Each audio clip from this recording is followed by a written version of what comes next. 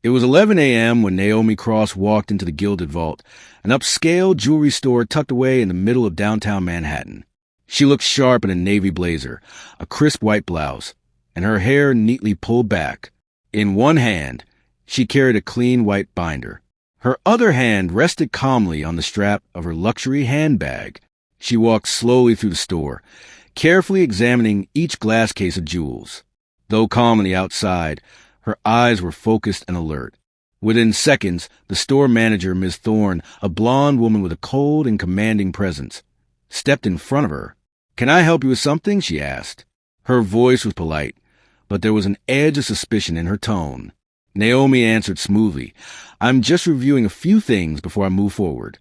Her vague but confident reply instantly made Ms. Thorne uneasy. The tension in the room began to rise. Employees whispered among themselves while Naomi stood silently near the main vault, flipping through her binder and jotting notes. Ms. Thorne grew more uncomfortable by the minute. She returned and questioned Naomi again. "Do you have permission to be here? This section is for clients only." Naomi looked up without flinching. "I'm exactly where I'm supposed to be. I just need to finish checking a few documents." Her answer didn't satisfy Ms. Thorne. She pressed her lips into a thin line and gave a quiet nod, as if deciding what to do next. She walked over to the store security guard, Officer Miller, and whispered something in his ear. Whatever she said caused him to react instantly.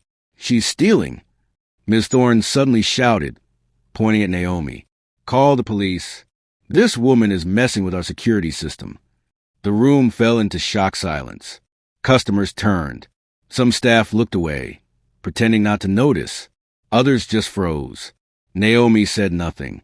She locked eyes with Ms. Thorne, her face calm but filled with quiet shock.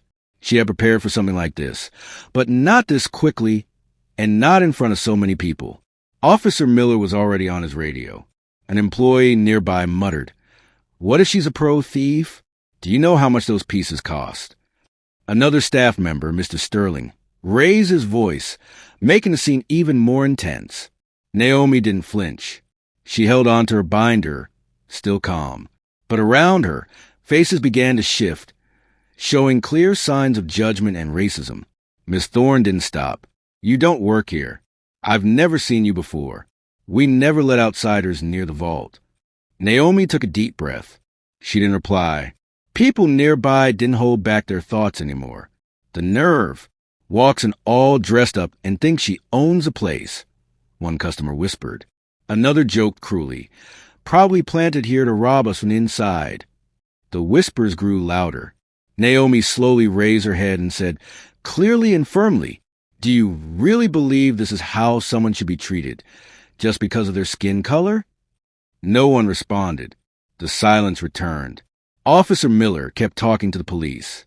Then Ms. Thorne, now even more aggressive, stepped closer and pointed a finger in Naomi's face. "The cops are coming for you, trespasser." Suddenly, the front doors flew open with a loud bang. 2 officers walked in. One of them saw Naomi and hesitated for a moment.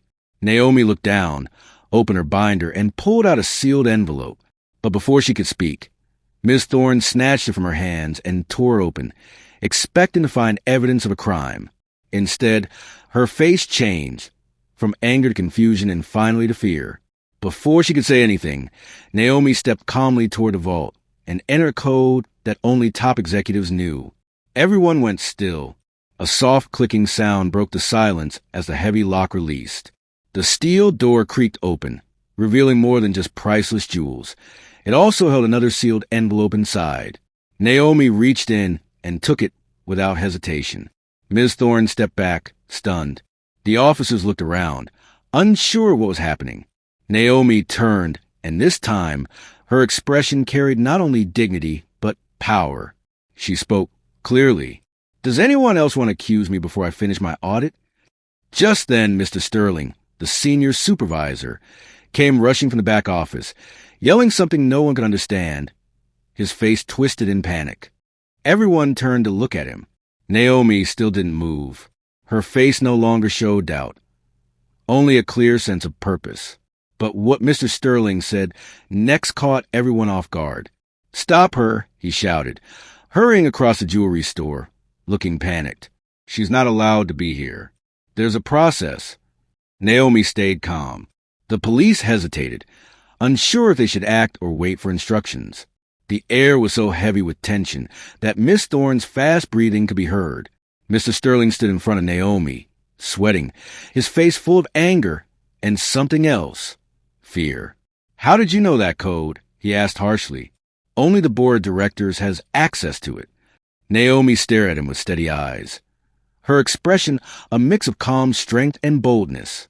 "Maybe you should check who signs your paychecks," she said softly but with powerful meaning. Mr. Sterling froze. But before he could respond, Miss Thorne jumped in, her politeness gone. "This is madness," she yelled.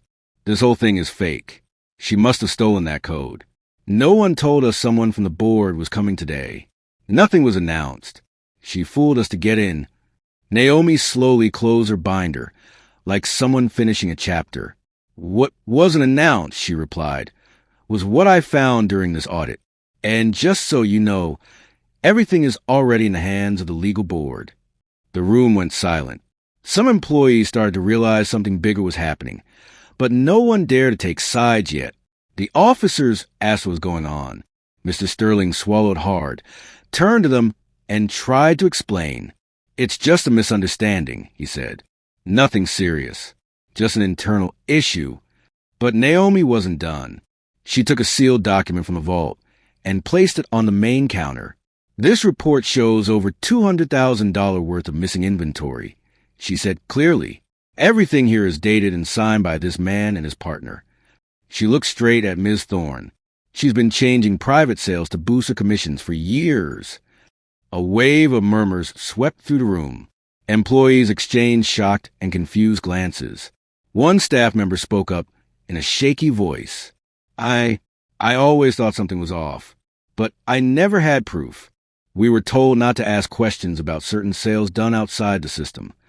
Ms. Thorne, now visibly shaken, tried to step closer to the report, but one of the officers stopped her. "Ma'am, don't touch anything," he said firmly.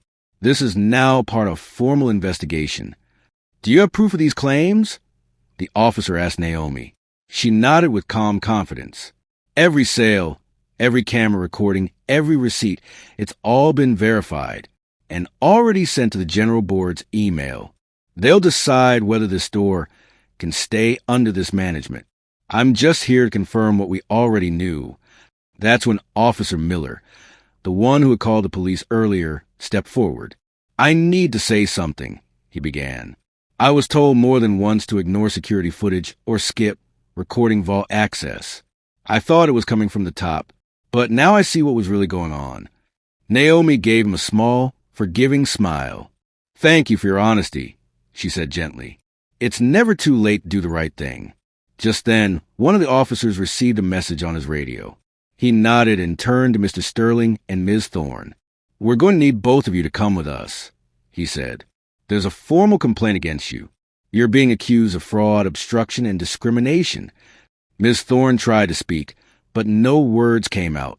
Mr. Sterling dropped his head, defeated. The scene that had started as a public humiliation now turned into an undeniable act of justice. As the officers led them away, several employees approached Naomi. Some apologized. Others just looked down in guilt. She hadn't come for revenge, only the truth. One employee said quietly, Thank you for not leaving us under their control. We thought no one above us cared." Naomi closed her binder, looked around, and spoke with calm strength. "Never judge someone by how they look. Respect isn't optional. It must be demanded." Then, before leaving, she stopped by the main display case. There, beside the most expensive necklace, was a reflection of everyone in the room. Some ashamed, some deeply moved, but all forever changed. You never know who someone really is just by looking at them. Looks can fool you, but respect and dignity should never be questioned.